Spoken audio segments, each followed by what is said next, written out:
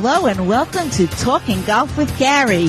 This week, the dynamic Gary will introduce you to all kinds of topics pertinent to this past week of golf. He'll give you some tidbits of information as what's coming up and take you on a tour around the world for all of the golfing highlights. Sit back and enjoy Talking Golf with Gary. And hello and welcome to another edition of Talking Golf with Gary. Hope everybody had a great week out there. Great Thanksgiving holiday. Hope you all had lots of turkey and survived the sleep effect that comes after it. But we got a great show for you tonight. Got a great guest coming on in just a few, but just want to do a little quick recap of the week's action. And mostly the action was Tiger versus Phil. That was it, pretty much. The winner-take-all match, Tiger against Phil. Phil beat Tiger on the 22nd hole. Apropos enough, they went past the 18 that they were originally scheduled. All squared at 18 and played till the 22nd when Phil was able to drain a putt and take home the $9 million. Now, was it great golf? Nah, it wasn't that great. I mean, but it was entertaining. There was a lot of rust showing between the two guys. They hadn't played in a few weeks, and you could really tell that. But it was very entertaining with the bantering back and forth. Both men were mic'd, so that added to the entertainment factor. It was great. It was good. It was really fascinating to watch. I kind of like those challenge matches like that. For you old-timers out there, you probably remember the Shell World of Golf, which was a weekly-type syndicated show in which they had matchups against, famous golfers. There's one on YouTube especially that shows up, Sam Snead versus Ben Hogan, which is pretty cool to watch. There are some other ones, and they had, color analysis. Gene Saracen, I believe, was the color guy, and Jimmy Demarest, I think, was on the course with the players. But it was interesting, and they would play every week and have different matchups. Back in the day, Trevino was against Nicklaus, or Nicklaus against Palmer. I think they even did one where they had Palmer, Nicklaus, and Player playing against one another. Very interesting. It was, as I said, a syndicated show that showed up on Sunday afternoons sometimes show up in the middle of the night, but it was a terrific show, and I'd like to see something like that come back again in the world of golf. Bring back those head-on challenge matches. I don't think we'll ever see too much of that kind of thing again, though. Because there's just too much money in the tour now, and these guys can go to Europe or Asia or the Middle East and get appearance money and do corporate events and that sort of thing, and they don't have to, compete against one of their fellow golfers. So, I don't think we'll see that kind of thing anymore, but really a shame because it was a fascinating thing that they used to do with the Shell, and I think there was others too as well. But Tiger versus Phil, it was like I said, the golf wasn't the greatest. There wasn't too many shots out of the ordinary, you wouldn't say. But it was entertaining, and that's really what you're looking for. You're really looking for something that's fun and loose and entertaining for the American public, and that filled the bill, even though it was a pay-per-view. But I think they did very well with the pay-per-view. $9 million, and they went extra holes, and that's the way it should be, and that's what made it interesting.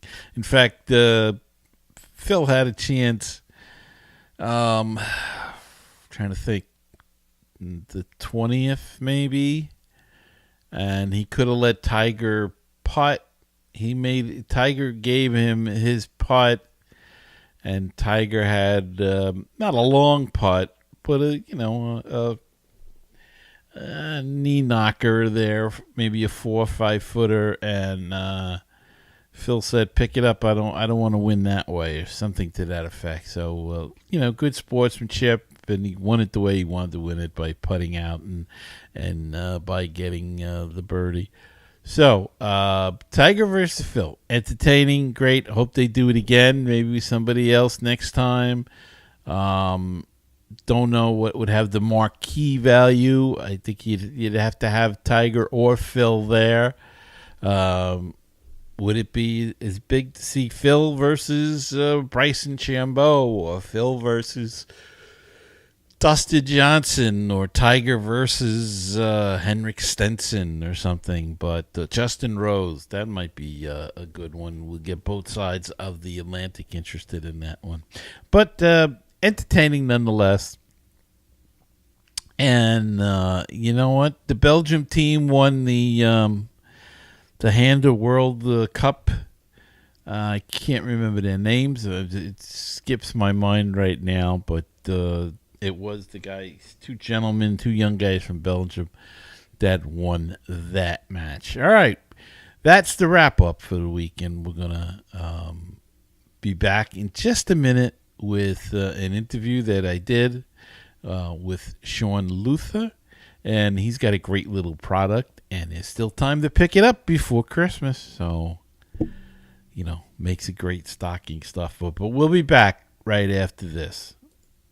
Baseball and BBQ, your place for interesting baseball talk, opinions, and history. Baseball and BBQ, your place for barbecue recipes, tips, and interviews from the world of barbecue. If you like baseball and if you like barbecue, then tune in to Baseball and BBQ.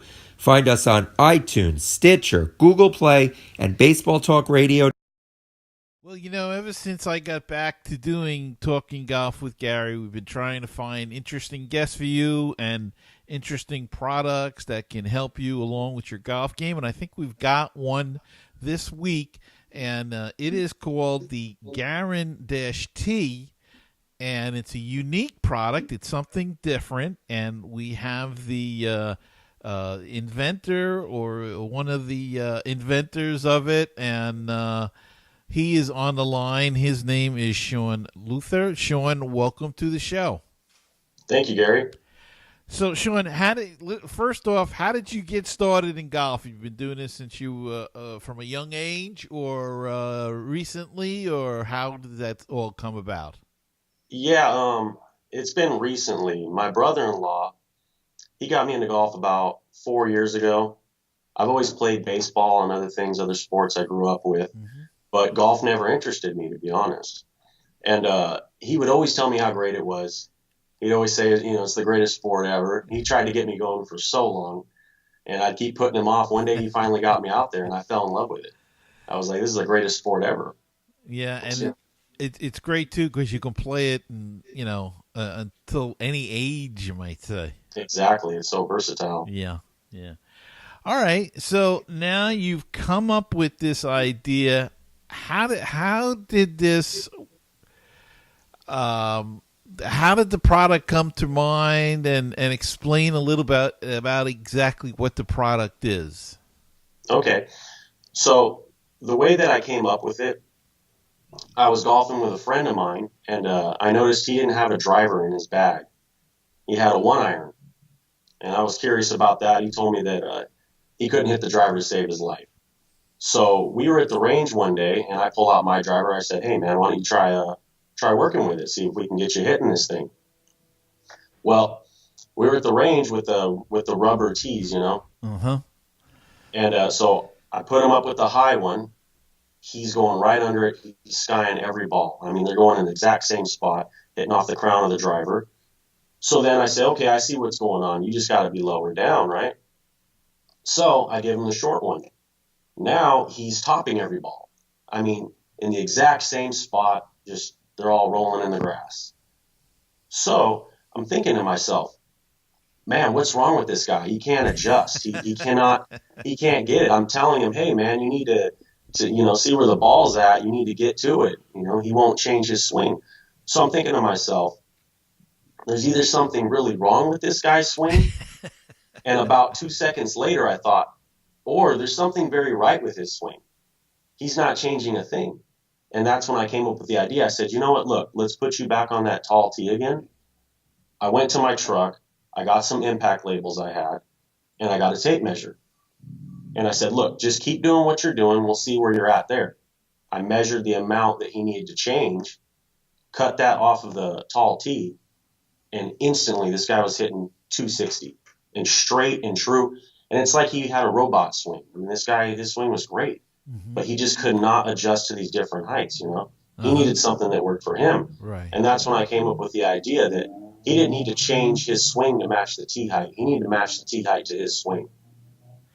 And so you've come up with this idea. It is a tee height marking product machine, if you will.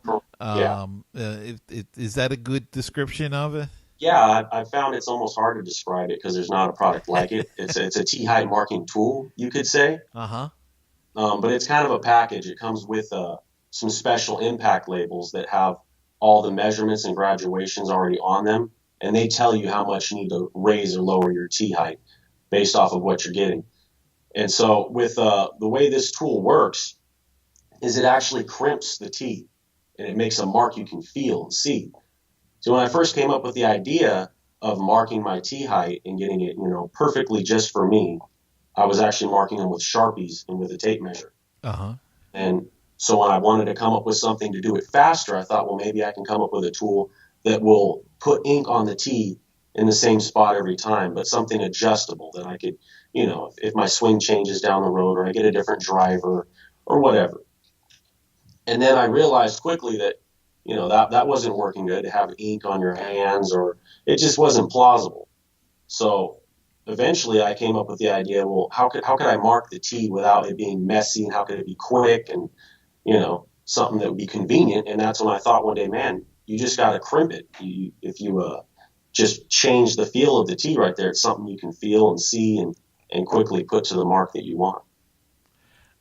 It's always interesting to me how something that we think it was really fairly simple idea, and yet nobody's come up with this idea before. And now, so take us through the process. How did you design this particular thing? I mean, what was the first prototype, or whatever you want to call it, like? Right. So the first prototype I came up with, I actually have a background in machining. And so I have a mill and a lathe and all that stuff. So I went out to the shop and I started milling some pieces out of plastic and made some little jaws that would crimp the tee out of steel, put a little handle and a spring on it. And the original version actually was right-handed only. It kind of had like a big trigger on the side of it. And so it wouldn't work for lefties. And I was thinking, well, eventually, I'll make a left-handed version, which, funny enough, I'm actually left-handed, but I was making the right-handed version first. So I started shopping out molds and see, who I could get to produce it. And then kind of halfway through that, when I was still getting prices back on production, one day it just hit. I was actually trying to work on making the jaws where they crimp the tee just perfect, because it's a fine line between weakening the tee and not putting a mark that stands out enough so that you can feel it easily. Right. And when I was trying to come up with the right amount of leverage for that, I was using a pair of pliers that I modified to try and make that mark. And I'm looking down at the pliers and I'm like, why didn't I think of this the first time? It needs to be basically like a pair of pliers. Okay. And that's when I came up with the two-handled version that is ambidextrous, obviously. So once I came up with that, I got some molds made. I did all the 3D CAD stuff myself, which that was fun learning that. I had to teach myself that in about 2 weeks. But I had no prior experience with doing any of that stuff, so that was a lot of fun. But yeah, I designed all the blueprints, got them sent out, got some molds made, went through the process of picking the colors and all that, and coming up with the instruction manual. That was fun too because I had to author all that myself. And then for the impact labels, I actually worked with Long Shot Golf. They're the same people that make the impact labels you'll see at all the major retailers. So I didn't go with something proprietary with that other than the design, but they're actually the same labels that they sell, but they redesigned all the pattern and everything and the design for me. Uh-huh. And you also have, I mean, it on the tool itself, it from what I see on the website, it has the different heights already located on it. So Right. you just have to line it up. Is that the way the idea works? Yeah, well, the process, it can work like this, one of two ways. If you don't know where you want to be at with your tee height and you're totally lost, those labels are going to come in real handy. Mm-hmm. So what you would do is you would just tee up normally like you normally do. You would measure and develop a baseline there, say it's 1.5 inches, which for most people, they don't know what their tee height is in inches. You know, Right. I ask golfers all the time, hey, what tee height do you use in inches? They have no idea, right? Because that's not something we measure as golfers, right? We put it halfway above the crown, Yeah. and we go with that, and that's It's the rule true. of thumb we've been using forever. So you would establish what your baseline tee height is currently, then you'd put on a label and say hit like 3 or 5 drives, okay? And then you look at the label and you find out your average, and on the label, as I said, it tells you how much you should change your height. So it'll tell you if it needs to be 1/8 of an inch higher or 3/8 of an inch lower or what have you, right? So then you would modify that. You would change your new tee height. And now when you're going to be hitting, you're going to be perfectly lined up with the sweet spot, which is the goal, right? Mm-hmm. Of course. And yeah, as you said about the different measurements on there, I have them all on there from 3 3/8, which is extremely high. I figured no one's going to be teeing up that high, but 4-inch tees is what's legal, and 5/8 of the tee in the ground is the least of it that would be stable. So I figure for that one person that tees it up insanely high, we have him covered. All the way down to 3/8 of an inch, say if you're using your 7-iron, you're driving, you know, on a short little par 3. Right. As you know, you want to tee up sometimes, especially if the ground isn't the way you like it or you don't like the lie. Mm-hmm. But it goes in 1/8 of an inch increments, everything in between there. I think it has 25 settings. So it gets really fine. It can work for anybody's swing, any style. Now, have you seen anybody else talking about the tee height? I mean, we've had other people on, and nobody really. Yeah, it's not yeah. something You know, that you hear a lot about. I'm glad you touched on that, Gary. I've come to realize that it's kind of a neglected issue. Tee height, you know. Uh-huh. You hear sometimes people talking about how important it is to have the proper launch angle and setting up your tee height correctly, but not a lot of research has been done on how much we're missing and how much we're losing. You know, Right. if you miss the sweet spot by say 1/2 inch, you're going to lose 30% of your drive. 30%, that's huge. So if you should have been hitting it 300 yards, that's going to be what, like, you're going to lose 70 yards or so. Yeah. You know, that's a lot. It's a huge amount that you're missing. And you'd be surprised how much tee height plays a role in that. You don't hear a lot of people talk about it, though. It is funny.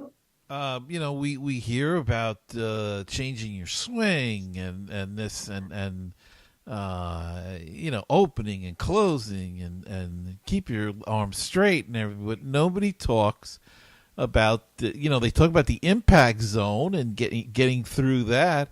But nobody talks about the tee height. And it, you know, I'm just sitting here thinking about it. You know, it makes so much sense. I never even thought about it myself. And yeah, you know, I was talking to a fella that was he used to be on tour, and he tells me, he said, "Hey man, I really like what you got here. I think it's a really cool product, especially for beginners." And he said, "But you see, for us pros," he said, "son, we wear out a spot on our irons the size of a dime." He said, Right. "We replace our irons so frequently." He said, "So for me, this thing wouldn't do nothing for me." And I said, "So let me get this straight. What you're telling me is you have basically like the swing of a robot." And he goes, yes, that's what I'm trying to tell you. And I said, okay, so if your swing is like a robot, it's in the same spot every time perfectly, and say from hole 1 to hole 3, you changed your tee height by 1/8 of an inch without really trying to, your swing's still going to be in the same spot, but you just missed that sweet spot by 1/8 of an inch. Exactly. He was just about to say something, and he paused, and he went, you know what? I haven't thought about it that way before. You're right. I mean, it really, this product, it helps amateurs a lot if you're not sure where you need to be. Like my friend I was telling you about, that his swing was so, it was in the same spot, but he was teeing up so wildly that he couldn't figure out how to hit that ball correctly. So this got him in the neighborhood quickly. Mm-hmm. But if you're a pro and your swing is perfect, right? Right. That little 1/8 of an inch is what's going to separate you from the competition. I mean, it could give a pro, if he's teeing up by 1/8 of an inch different here to there, that's going to get him probably 10 yards. And that's easy to do because you're just, I always I hold it about halfway down, I guess, the tee, put my thumb on top of the ball and push it in till it feels right. Until it feels right. But Exactly. but I could be, as you say, 1/8, 1/16 of an inch every Every little hole. bit counts. I mean, Yeah. this is a game of consistency, right? It really is true, and so you've started as almost a convenience thing, and now it's a training aid that a lot of people are going to want. Now it's manufactured in the USA, or where is it? No, it's not. I couldn't afford to make the molds in the U.S. when I first started out. Right. I think they wanted somewhere around $100,000 for the molds. Yeah, it's a very expensive process. It is. I'm planning on bringing it stateside here probably in the next year or two. Mm-hmm. Now, is it? Do you have a patent on this? Yes, I do. Actually, the patent, I finally got awarded the patent about a month ago. And that's why I'm starting to spread the word now, and try and market it, get it out there. But it was a long process getting the patent. It took about 3 years. Yeah. It's a very difficult thing to do. When I finally heard from the patent lawyer, and he told me, hey, man, it finally went through, I was just so relieved because there's so many things out there, It's really difficult to get through the U.S. patent system. Yeah, it certainly is, and even the whole process. So when did you actually start the beginning of this process, as far as coming up with this idea? About 4 years ago. Oh, so it's been a long road then. Yeah, it has. That story I told you about my buddy at the driving range, that was when I actually came up with realizing that the tee height was a problem. And then when I finally said, you know what, I want to measure my driver and where I'm at and get my tee height perfect. Right.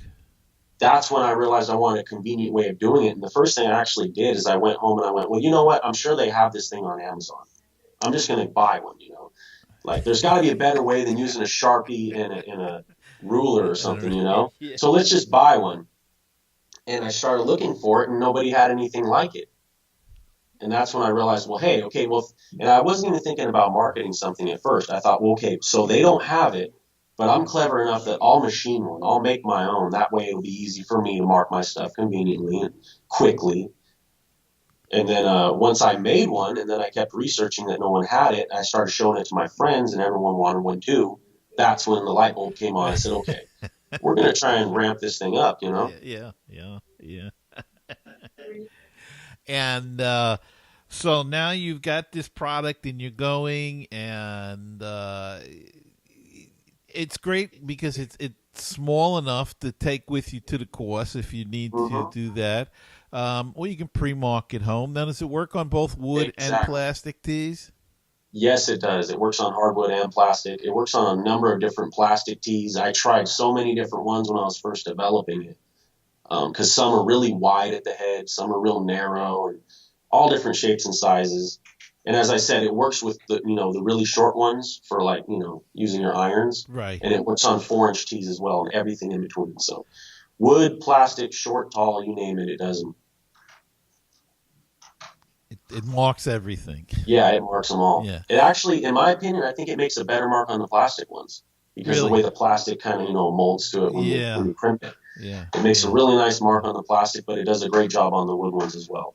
And what's nice about it too is that it is one product that you can use. I mean, they have tees now that got little nubs on them for supposedly for different heights, but again, then you're buying different size tees for all of these different kinds. Yeah, I'm glad you brought that up.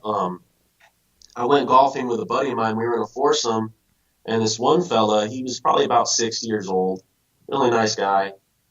And his game wasn't bad, but his drives, they were only going about 150 yards at the most. Mm-hmm. They were pretty weak, but the rest of his game was pretty good.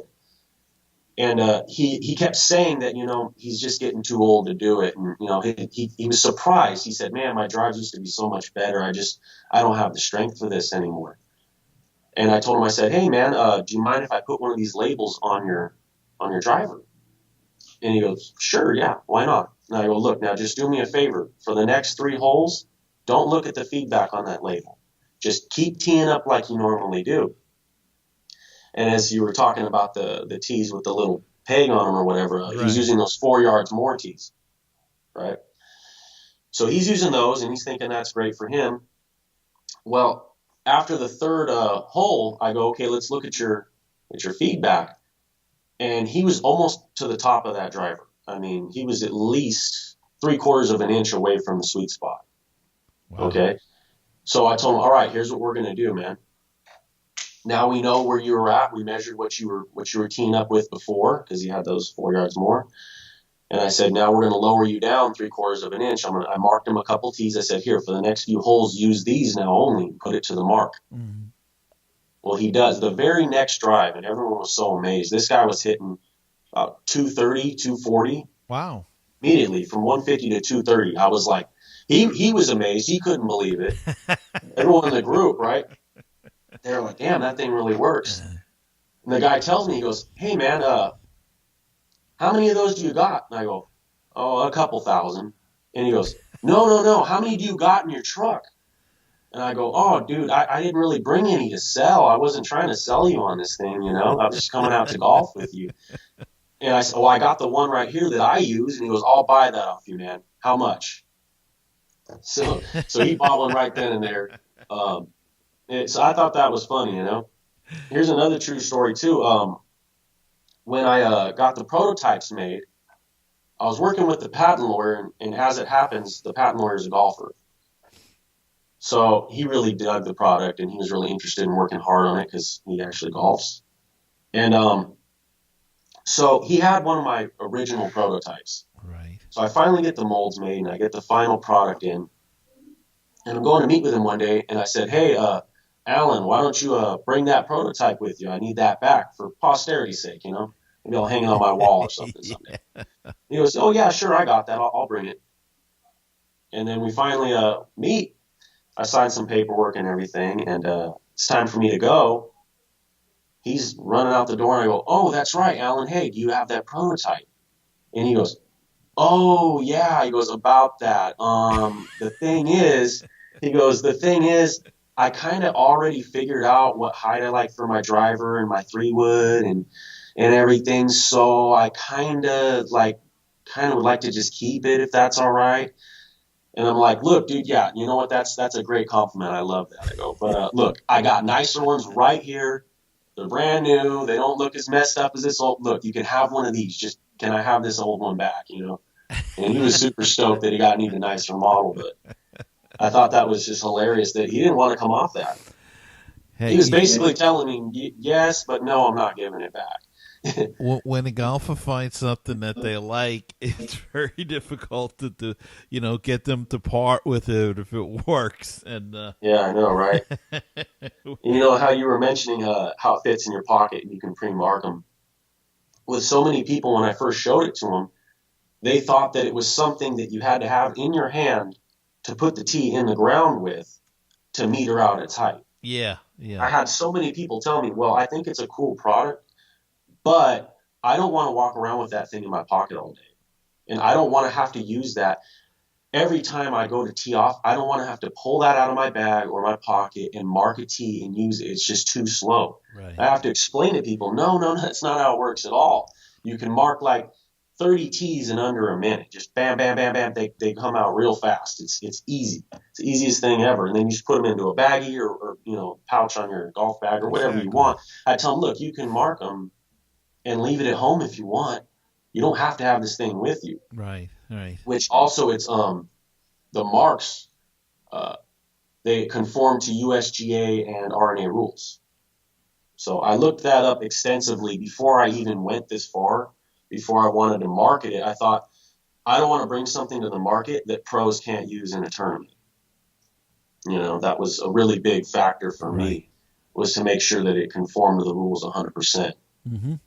Well, of course, as you said, you don't want somebody to use it and lose a tournament because of it, whether professional or amateur or anything. And exactly. Mm-hmm. And besides that, I wanted it to be used by people that took it seriously, not just by people just goofing around like how these illegal drivers and trick balls and stuff. I didn't want to be in that category. I wanted it to be a serious product for serious golfers.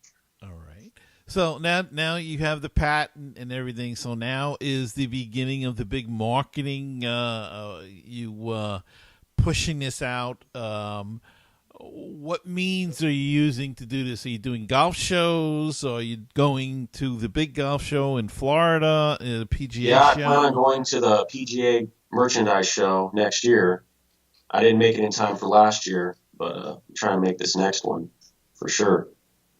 Yeah, I'm just trying to market it out to anyone I can, trying to network and get everything strong online, making more videos, getting my social media presence known. Yeah, and keep some in your truck. Yes, right. Yeah, absolutely. Keep some in the truck. Because now you got to do it on a golf course. You got to, let people see it and try that thing. Right, so when people pick this up, a package, what's in the package? The tool and the labels and instructions. Yeah. That's basically it. It's the tool. It's a starter pack of 8 labels and an instruction manual. Which, I mean, the instruction manual, I was almost on the verge of not even writing one because it's so simple. But I thought, you know what, just to be thorough, I'll give people an instruction manual too. Yeah, it's a good idea because, people may not understand how to adjust it for the heights or whatever. Yeah, so at least exactly. you give them an idea of how it all comes about. Yeah, but I mean, it's so super simple. As soon as it's in your hand, you pretty much get it immediately. Right.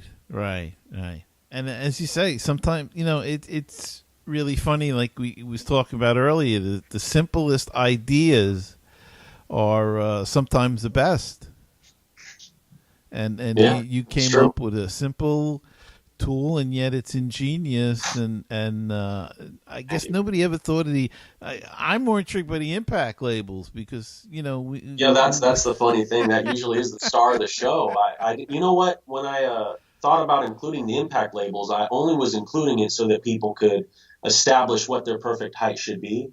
But truth be told, you can use the Guaran-Tee without having the impact labels. Say if you're starting to hit your drives and you notice that they're going a little bit too low, you can change that tee height by saying 1/8 of an inch or 1/4 of an inch. And if you're liking what you see, you're going to get a feel for knowing that you're hitting the sweet spot without even having the labels at all.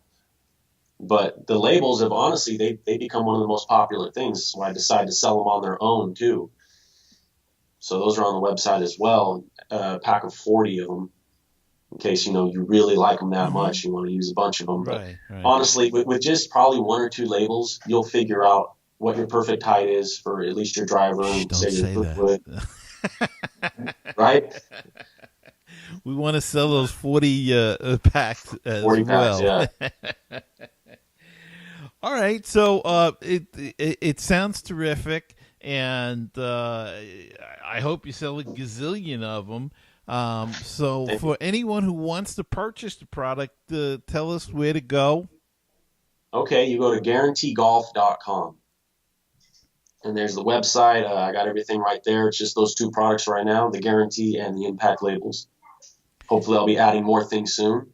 I don't want to give anything away just yet, but I got other patents in the works. Some other things that are very, very interesting. Honestly, I wish I would have came up with them before the Guaran-Tee because they're even simpler, more obvious, and honestly, I think they're just a much better product.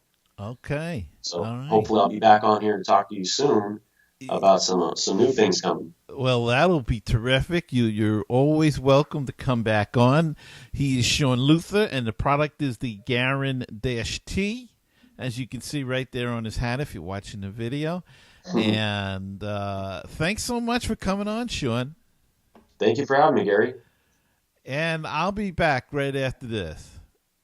Yeah, thanks a lot. So we're not recording now, so you can tell me if you want.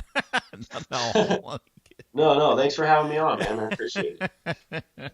Well, it seems like a great little product, and as I said, I hope you sell a lot of them. And I'm so intrigued with the. I never even thought of the T heights. Just about everybody I talk to about it, the first thing that they have to say about it usually is that they don't feel they need it. They don't think that they have a problem with T height. I realized that early on that just telling people they're going to get the perfect T height wasn't nearly enough. I have to actually draw attention to the problem that if you miss the sweet spot by so much amount, you're going to lose this many yards. People don't realize that that's an issue. I thought that was really intriguing that no one really understands that problem. And when I got into golf, I didn't think it was a problem. I just thought, well, as long as I'm teeing up and I'm hitting the ball decent, I'm probably doing pretty good. But there really is a lot more you can gain. Yeah, and you know what? It also, if you think about it, it answers a lot of questions. I mean, I played a couple of weeks ago, and I hadn't played in a while because I have a bad knee and blah, blah, blah. But, I hit a good drive, and then the next hole will be a bad drive. And you're like, well, why did I top that there? What did I do? Did I lift? Did I go? I always think the same exact thing, man. And you're right. It does answer a lot of questions. I find that it's stupid simple as well. When I look at it, I'm like, man, this is just really simple. You'd think this would be out there already. I mean, and the crazy thing is as obvious as it seems when you look at it through that lens, at the same time also, when you show it to golfers, they see right past it that they don't need it. They think it's a tee. I stick it in the ground. I've been doing it right all these years. Right. They act like I don't need help doing that. I mean, what I think is I feel that golfers feel that you learn how to put the tee in the ground the first 2 seconds of golf, so they're already past that. Mm-hmm. That doesn't need any attention, And I think we're so. As golfers, we're so programmed that if I hit the ball wrong, it's something I did. It's not the height of the tee. It's I lifted my head, or I pulled up, or my elbow was out. I think that's where our mindset is, that it's got to be something we did in our swing instead of looking. Now, it could still be that. Oh, yeah, absolutely. And I feel that what the Guaran-Tee does is it removes a variable from your game, which I think is something pretty special. Right. Because when's the last time something came along that removed one entire variable from your golf game? There's so many. It's a game of variables: the wind, the grass, the moisture, your swing, the flex of your shaft, everything. There's so many variables. You mess one up just a little and everything goes wrong. Well, why should your tee height be a variable anymore? It should be something that is certain and finite and fixed, but not just fixed, but custom to you as an individual. And that's what I aim to do, is to get people teeing up to where their tee height is customized to them as an individual. And I mean, we get custom fitted. We go through all that. Oh, absolutely. So why not do it with your tee? And I find it funny that we know our spin rate, we know our launch angle. We know the swing weight of our club. We know our club head speed, our attack angle. We know all these numbers, right? What's your tee height? It's a guesstimate.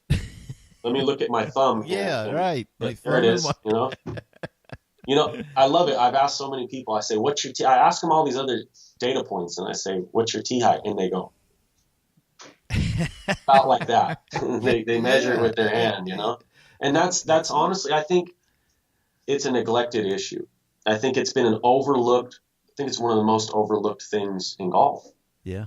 And, Yeah. it's funny. I'll watch the tour sometimes on TV, and you'll see, they show the same hole over and over, different guys driving, and you'll see a dude tee up, get set, put his driver up there by the ball. He'll get ready to hit. He'll stop. He'll pull that tee out, put it in again. Mm-hmm.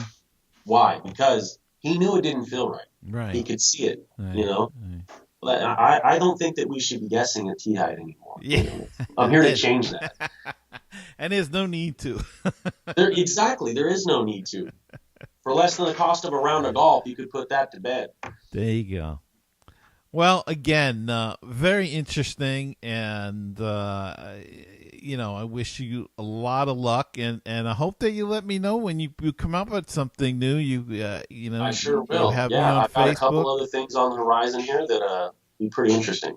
Okay. And honestly, I think they'll help someone's game even more than the Guaran-Tee. Much more than the Guaran-Tee. So I'm trying to add to this product line with some other really fresh ideas. Well, that's great. That's great. And I wish you all the luck. And as I said, just contact me whenever.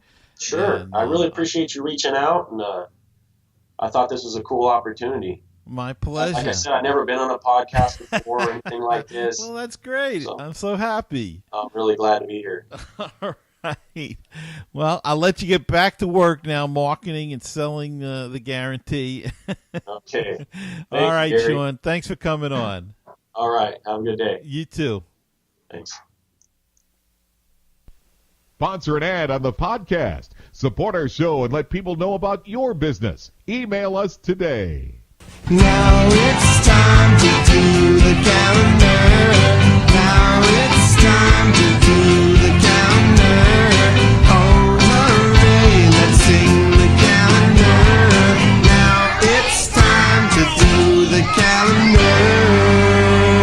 All right, there's not too much on the calendar for this week. There's the Hero World Golf Challenge, and this is the Tiger Woods event with 18 of the top players in the world. And here's the field for this year's tournament: Keegan Bradley, Patrick Cantley, Jason Day, Bryson DeChambeau, Tony Finau, Ricky Fowler defending, Dustin Johnson, Hideki Matsuyama, Alex Noren, John Rahm, Patrick Reed, Justin Rose, number one, Xander Schauffele, Henrik Stenson, Justin Thomas, Bubba Watson, Gary Woodland, and, of course, Tiger Woods. And that's the field for this, I think it's the 18th or 19th Hero World Challenge, the Tiger Woods event.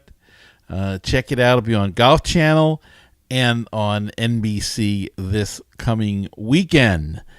So, still a little golf around. It's a non-sanctioned event, so nobody gets any points or anything, but still a cool thing to watch with all of those top stars in attendance at that event. And I think that's going to wrap it up for this week's show. I want to thank my guest, Shawn Luther, for coming on and talking about his great product that he's got. Still time to pick some up before Christmas, so may not be a bad idea to get yours today.